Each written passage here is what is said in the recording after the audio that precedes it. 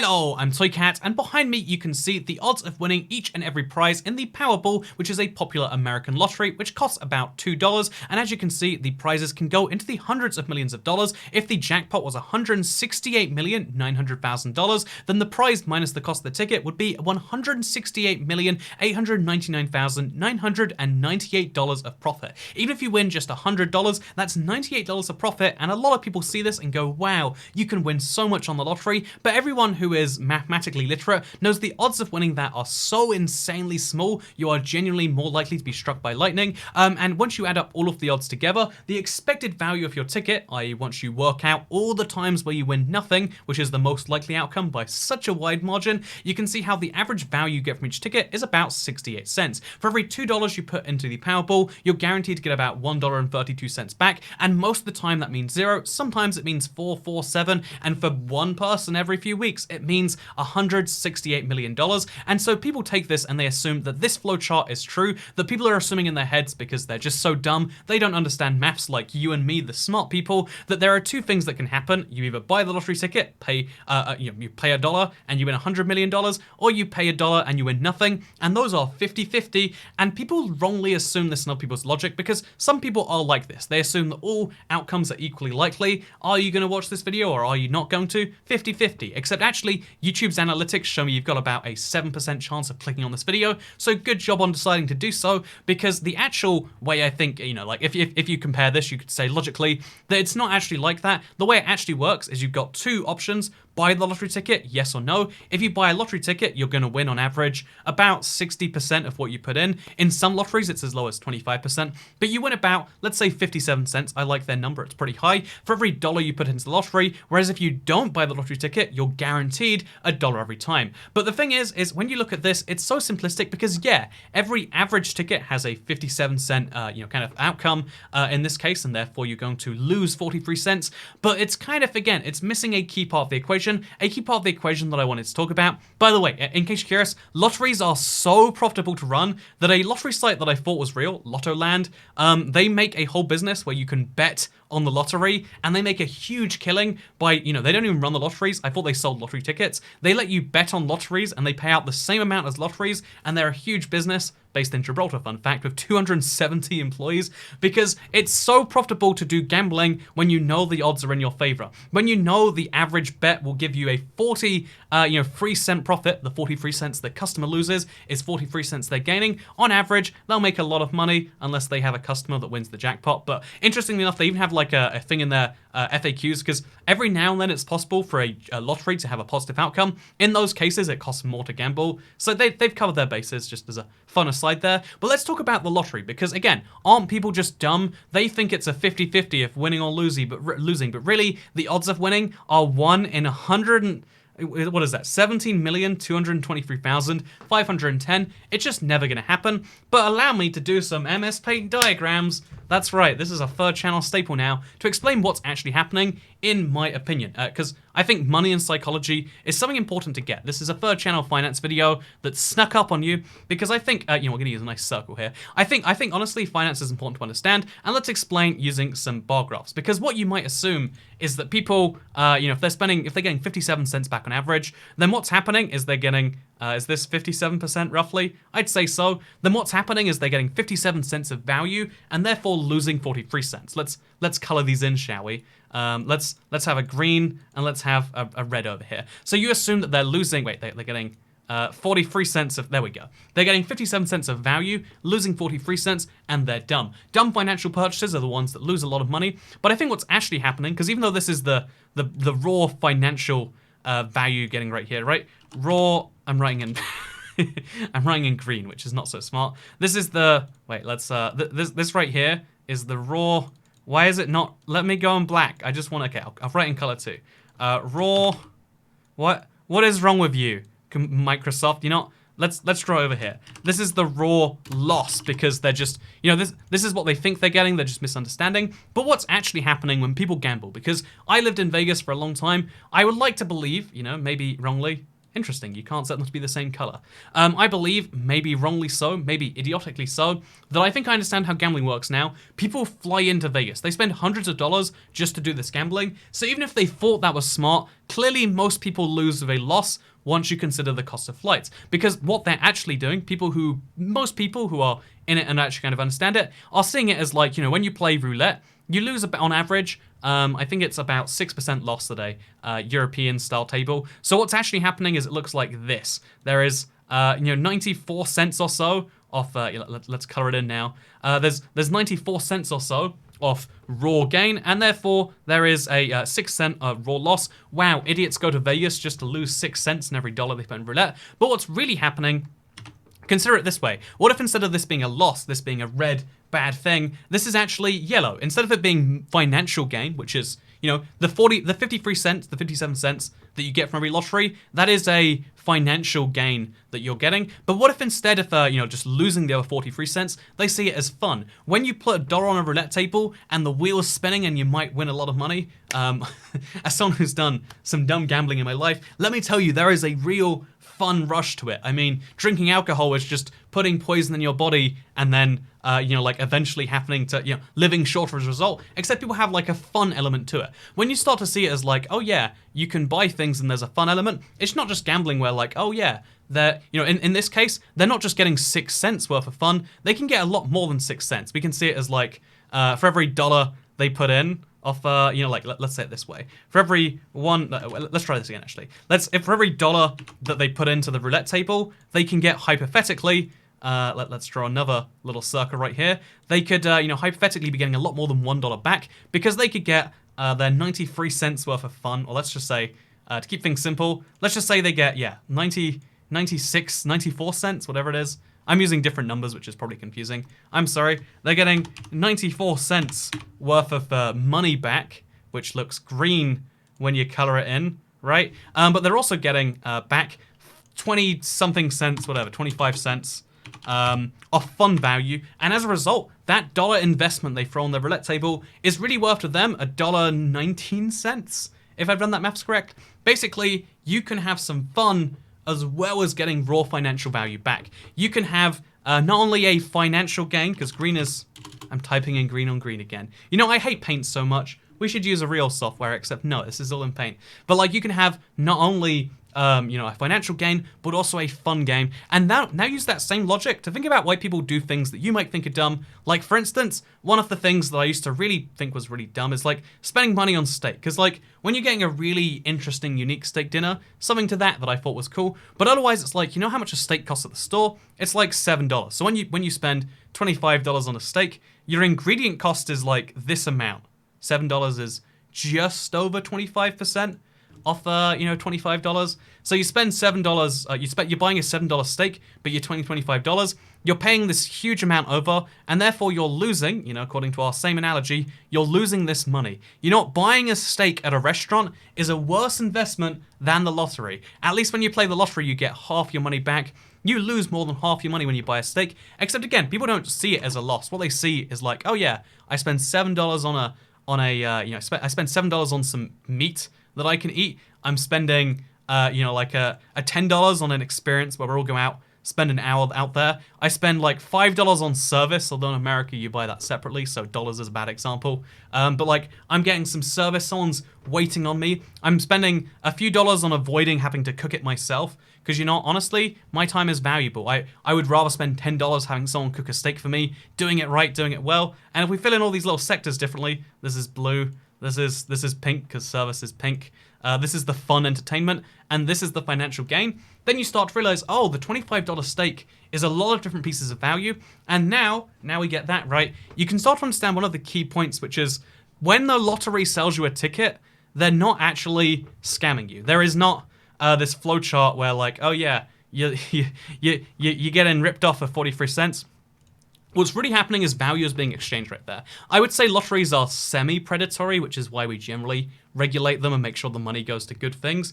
They're semi-predatory, but what they give is this 43 cents, or like this raw loss right here, is actually the ability to believe that you might be wealthy. The value in knowing that you might be worth next week this same time, $168 million is something that people would pay a lot of, and people can pay $1 to believe that. They pay a lot more if they had to and they had better odds. But like you might win a few dollars, you might win $100, and you might win $168. What is the cost? $1. Wait, let me duplicate this. What is the cost of those great odds? It is $1. Look how crazy that is. $1 will get you the ability to believe you might be a millionaire. And you might think, oh, they're selling you an idea. Yes, they're selling you a little pick-me-up when you think all week, oh man, things suck. Things are not going good today. I might be able to buy that all away. You won't statistically, but human beings like ideas. And now that you think that, oh yeah, ideas, there's lots of things that aren't necessarily tangible and visible in services. One of the interesting economic concepts is like, this is how value works, right? This is how, to me, I have 100 steaks in my freezer. Each of those steaks is only worth $7. They're probably even worth less than $7 because I can't get rid of them. So I've got steaks that are worth, $7 here. I've got a lot of them. I've got a friend who works in a meat farm. He gave me a lot of steaks. Those steaks are worth $7, and but to you, that this is how much they're worth to me. But I could sell those same steaks to you for $25 if you valued all these things right here. The fact that I can sell my $7, wait, this is more than, this is $40. I can provide you with, let's just say you want to have a really good steak experience. I'm a great steaks chef. I can give you $35 worth of experience and saving you cooking, etc. I can provide this amount of value, and therefore my $7 steak, if I'm a really great steak chef, which I'm not, can provide you with $40 worth of value, despite it only being $7. And therefore I'm effectively making that $33 of value out of thin air. The idea of value is something that we like to think is intrinsic. We like to think that when you buy a steak, it's always worth $7. When you buy a phone, it's always worth, what is this, like $1,000 for a modern smartphone. Smartphones are expensive, huh? Because they've worked out that they're providing you, even when they were selling them for $800, people were willing to pay $1,200. There are phones out there that cost $1,800. You can buy a caviar phone for like $80,000. To some people, those prices are worthwhile because even though they're getting a phone that has, what are the raw material costs for an iPhone, the most popular phone, is only about $300. If you see it as pure value, you're just getting ripped off because you're buying a $300 phone for $800, you idiot. But what you're really getting is you're getting partly the materials, partly a thing that can run and be functional, partly you're getting something that you can like show off. I've heard this analogy before, but like iPhones are like jewelry for men. You see one, it's a cool tech purchase that looks cool. You pull it out, you're like, oh yeah, I have an iPhone. You don't? Oh, that's a shame. You should get one. They're pretty cool. Join my iMessage groups. So you're getting some value from that. You're getting some value from the fact that like, oh yeah, it's the most common phone. So if you want to access like your delivery app for a thing, apps are the thing that makes phones, not the pure hardware. You get value from that. You get value from all these different, like mild points. And that is what makes a $1,000 iPhone a genuinely logical choice to people. It's not that people are just dumb and buying those things, even though it can seem that way, because every phone, every product is marked up, but we create value by selling things that to us are only worth $7, to other people for $40. We can go to China and make our $200 worth of ingredients, or I guess you can go phone ingredients, into $1,000 worth of things to a raw customer. You know what? Customers are raw. That's been decided. Okay, yeah, we can turn $200 into $1,000, and that is the premise behind business. So we could talk about business sometime, but let's not.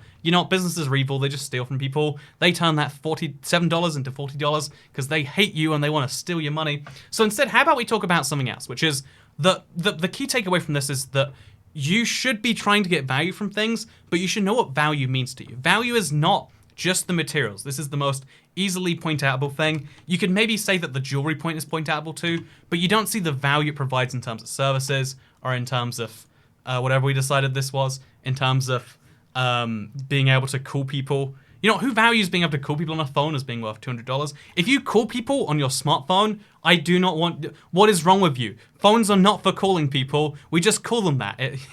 We call them that. But no, if you actually make phone calls as your preferred communication method. Get out of here. No, it's 2020. We don't use them for that. This is worth negative money. I wish I could get a phone that deliberately didn't have the phone call functionality, because who needs it? Anyway, with that said, rant aside, third channel, we don't care about following rules. So if that is how these various things work, then it's worth mentioning, it's worth being valuable, I'd say, to say that, like, okay, what if we try to think about value, and we try to think about, you know, like, the key thing in life is not just about saving as much money as possible. I think saving money is a very good idea. There's lots of things in your life that you buy that you don't get value from, but you don't think about it. Like, if I, you know, one of the things I always, it's railed on by anyone who talks about finance, is like, if you think about a coffee, you're getting 10 cents worth of ingredients, which is like that amount for $3. You're getting like the societal experience for that. But what most of this bubble is, like, let's say this is ingredients, this is being able to be cool and the ritual, and most of what you're getting is feeding your caffeine addiction. Addiction is not a valuable thing to feed because it's always growing. It doesn't feel good to feed it, etc., etc. If you could kick this caffeine addiction, you could make that coffee go away, and then you could have yourself, you know, this $3 a day extra. $3 a day becomes $1,000 a year, which it's crazy to me that adds up that way. One of the things, if you're in the UK or in a drinking culture, it's common to spend like 30, 40, 50 pounds on a night out, and it's common to go on a night out every week, which blows my mind. That's the thing I passed by in years past. Sometimes I was just like, it's not going to be valuable. Or I try to skimp back. You know, when you spend 50 pounds on a night out, you're buying, what is it, like a 3 or 4 pounds worth of alcohol. You're then paying a lot of taxes to the government because alcohol is heavily taxed. You're buying a social experience. Again, social experiences are great. And then you're buying, I don't know, the ability to puke on your bathroom floor the next morning, but know that you had a good night. So puke is going to be a nice green color, and then we're going to have ingredients as full green. The social experience is going to be blue, and then taxes is going to be, I don't know, purple. There we go. That's what you're really buying. Is that worth it? Would you choose to buy each of those things individually? Can you get them better from elsewhere? And that's what value is. Don't just think about, can I buy my $200 iPhone from someone else for, and my $1,000 iPhone from someone else for $950? Try to think about, is there a product that better fits my needs? That makes you a better consumer, but also hopefully makes you a better saver. And it's really hard to think about, why should you save $3? Why should you save 50 pounds on a night out? Those are small amounts in the grand scheme of things.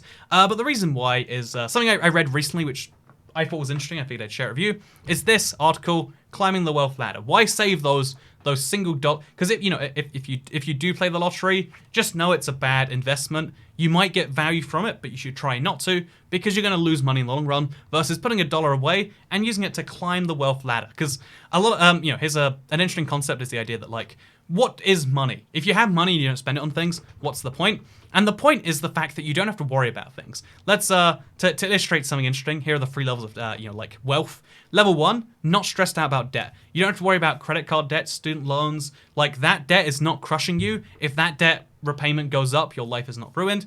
Level 2 is not having to care about what stuff costs in restaurants. You can buy $40 steaks if you want to, and it's not going to make a big impact on whether you can pay the bills or whether, like, oh, I might have to not go to Disneyland tomorrow because I spent $40 on a steak. No, you can limit out your, like, restaurant time. And then level 3 is not caring what a vacation costs. This is a really basic level of, like, man, I can spend $1,000 here, $1,000 here. Not a big difference to me. But what a good way to describe, I like the way they describe this, because it's like, if you're at level 2, $10,000 doesn't move you up a level. It's like, oh, it's $10,000, it helps. But if you're at level 1, it will take someone from being able to having to worry about debt to being able to think, like, yeah, I can spend $40 a steak here and there, for instance, right? Or, as illustrated by Jay-Z, what's 50 grand to a mother like me? Can you please remind me? $50,000 would change my life. Actually, it would change my life some amount, but it will change your life presumably some amount. I don't know who's watching this. Lots of people do. Would it change your life? You tell me. But it genuinely doesn't register for Jay-Z. And so here's a fun little idea, that as you move up the money, saving dollars doesn't, like, saving $3 a day seems like it doesn't mean anything. But if it can move you, like, having money doesn't seem like it's worthwhile. But if it moves you from being able to, like, go paycheck to paycheck, not having to worry about crippling debt. If you can move to grocery freedom, like, oh yeah, you can buy anything at the grocery store, you're not going to go bankrupt. If you can buy anything, if you can buy popcorn at the movies without feeling bad about that purchase, the freedom you have at that or restaurant freedom, travel freedom, house freedom, and then the most important thing, the reason this is all worthwhile, the reason I say all of this is worth doing is because imagine being at the level where, you know, like the Bill Gates levels of the world. Imagine being at a level where you could give away money, where you can give to charity, you can make the world a better place, and it not impact you personally. I see, you know, lots of people do give away more than they can afford and go into trouble with their crippling debt, and many charities prey on these people because, you know, like it works. They're the largest group in society, I'd say, the top 2 levels. But if you can get, by saving those dollars up, you can do a better thing. You know, having you know, the ability to dream is great, but you know what's better than that? The ability to affect the world and make it a better place. And that's, obviously, saving $1 a week isn't going to get you there, but it's an example of, like, yeah, that small saving that seems like nothing, that small cost to entry that seems like, oh, yeah, it's either I pay it and I maybe win $100 million, or I don't and I don't. I would regret if my numbers came up and I hadn't paid. For most people, that will never happen. For most people, it just gives you a little bit of a nudge up the ladder. Being at grocery freedom instead of paycheck to paycheck is a huge increase in quality of life. You don't notice it till you're there, but you are. Being at restaurant freedom is a huge difference. Being at travel freedom is a huge difference to the previous layers. And I want to mention that this is just an interesting little thing that I was thinking about. And maybe you liked it. Or maybe you just liked my little circles. We'll personify them. This is, you know, this is Toycat's MS Paint diagrams. This is the lottery circle. He's a little hooked up on drugs. This is roulette circle. He's just Pac-Man. This circle right here, you know, he gets to stay his own way. We're gonna personify this one with little devil horns. No, wait. We'll make Apple the devil because, you know, funny commentary on life. Am I right? Yeah. Look at this. I'm explaining things so well. Actually, it looks like a cat boy more than a devil. You know what? Apple is a cat boy now. And then we add a little chef's hat onto, I definitely can't draw a chef's hat. Looks like that. Okay, that's not gonna work. We'll make a little chef hat on the stick. And then I guess over here we can add on, what is this? I think this is a restaurant as well, right? Yeah, like the value you get from it. So this can be a plate with a steak on it. Yeah, we'll put a little steak on that plate. What does a steak look like? This is a steak. There we go. Now we've made our diagram so much better. And just remember, playing the lottery is a bad financial investment, but I don't think you should deride people who do it. I think there is a value that is gotten there. The only time you should deride people is if they buy things they don't get value from, and the lesson you should take is if you get value from that, if that 68 cents is worth the dream, do it. If it's not worth the dream, don't do it. If you buy things in your life that you don't value, but you just don't think about, those are the biggest mistakes that keep us down, that keep you in grocery freedom instead of restaurant freedom, that keep you in restaurant freedom instead of travel freedom. And yeah, maybe wealth is all a lie, but the third channel video is here to help you with things that I think about, and maybe this video was horrifically insensitive, and oh god, let's stop talking before someone gets mad and says, Toycat, don't you see that spending $1 a week is zero money? No, $1 a week is over 20 years, $1,000, ignoring the interest that it can accrue. Over a lifetime, that's $4,000. Is $4,000 worth the dream to you? Genuinely might be. Is $40 steaks every week? Is $33 a week times 50? That's $1,500 a year. Is $1,500 a year? What's $15,000 a decade worth those restaurant steaks? Are you still getting value? If the answer is no, maybe you should stop. If the answer is yes, then I hope you'll enjoy this video, and I hope it gives you at least the 0.2 cents of value. When you watch the ad for this video, you gave me about 0.2 cents. Thank you for those, and I hope I got at least that value from you and your time. Thank you for watching though. Hope you all enjoyed, because I'll see you all when I see you all. Unless I don't. Oh, I've got a cooking with Toycat video coming soon. Because I got value from a $20 lobster, despite the fact that lobster is definitely not worth $20, because it does provide something for me. And I talk about that in that video, I think, maybe. I don't know. We'll find out, won't we?